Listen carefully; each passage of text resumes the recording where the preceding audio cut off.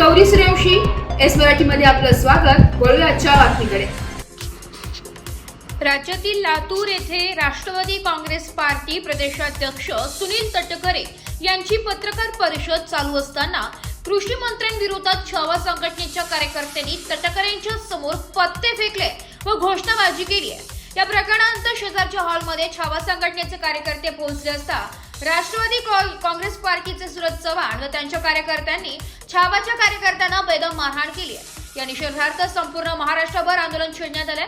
आज महाड तालुक्यातील छत्रपती शिवाजी महाराज चौक येथे छावा मराठा योद्धा कार्यकर्त्यांनी सुरज चव्हाण यांचा जाहीर निषेध व्यक्त केलाय।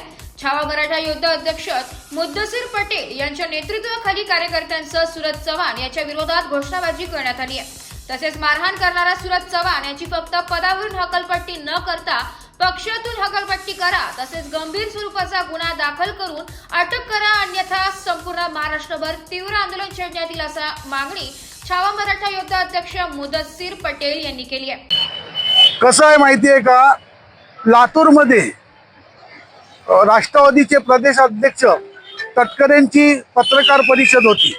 त्या पत्रकार परिषदेमध्ये छावा संघटनेचे विजय घाटगे पाटील यांनी तटकरेंवर पत्ते फेकले।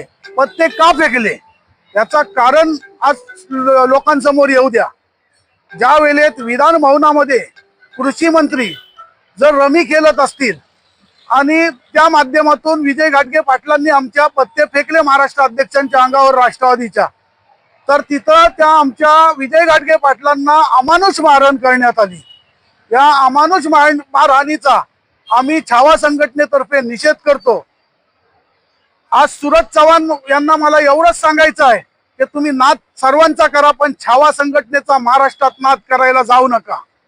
छावा संघटनेचा जर नाद करायला जाल तर तुमचा माज उतरवल्याशिवाय छावा संघटना गप्प बसणार नाही।